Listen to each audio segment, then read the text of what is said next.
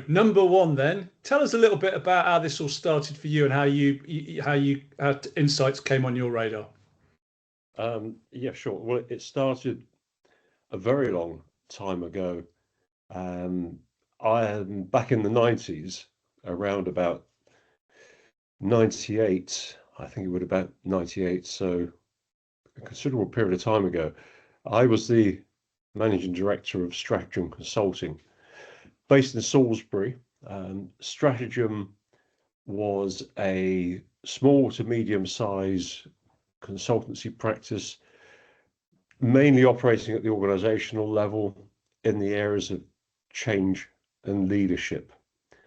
So we would go in, consult with normally fairly large organizations around a theme to do with change, supplementary theme around leadership. And so we were talking to them about sort of scaling change and bringing about adaptive change, which sounds very interesting. It's actually phenomenally difficult to sell, as anybody's involved in that area will know. And around about 28 years ago, one of our clients was B&Q, and the head office was, I believe it probably still is, in Chandler's Ford near Southampton. And I was in there seeing the HRD, and he was talking about this thing called insights discovery, which I'd never heard of. And he said, well, I think the guy that's doing it for us, who turned out to be the very brilliant Brad Gentry, is in the building. I'll get you to have a cup of coffee with him. And it started from there. So Brad very quickly outlined the psychometric that is insights discovery.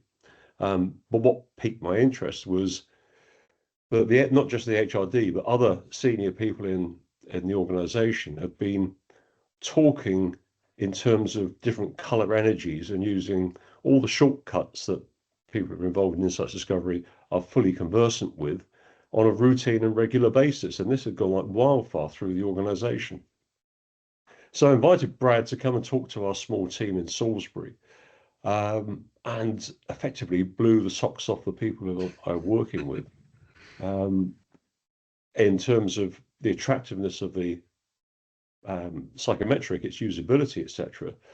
But for me, it was one of those eureka moments where it's a different conversation to the broader strategic conversations around change leadership, in that you could have a conversation around how different people function in organizations and how you can bring it to life using insights discovery.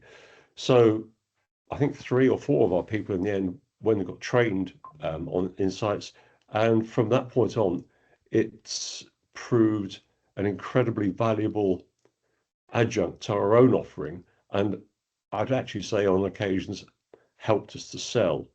It certainly helped us to deliver. So by this time, we were working with variously the Foreign Office, Gillette, both here and in the States, different parts of the NHS, and it provided our clients with high quality and quickly and intuitively collected and delivered data about basically the potential enhancement of working practices and relationships between people through collaborative behaviors, that were far out of the reach of individual consultancies going through normal consulting practice.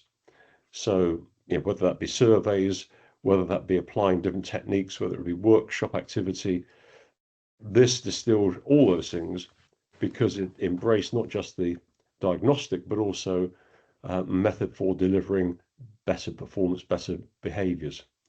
So that was always in the back of my mind, and the impact that it had on me, and more importantly, the impact it had and the benefit it had for clients. In fact, Ali Stewart, who was working with me all those years ago, from 30 years ago, I know you know Ali, Mike, and I reconnected with her in a business sense only recently. As she is delivering under her own banner insights very successfully, and continues to expand the boundaries and the capabilities and the opportunities that it allows clients and businesses to exploit. So fast forward 20 years after I first met Brad, I created the Tensense Organisational Sensemaking diagnostic. So I say sense-making diagnostic. For those people who are not that well versed with insights discovery, that has a strong scientific basis, mainly based on Jungian theory.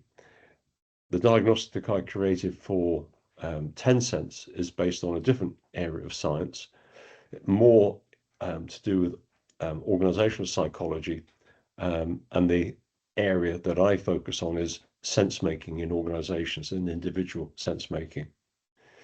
So, but I kept true to the lessons learnt all the years before when I met Brad, in that any diagnostic that we developed, and it became a collaborative process, obviously, had to add differentiation and additional value to clients and consulting firms alike through its speed, intuitive delivery, high quality data that wouldn't otherwise be accessible other than through labeled or traditional methods.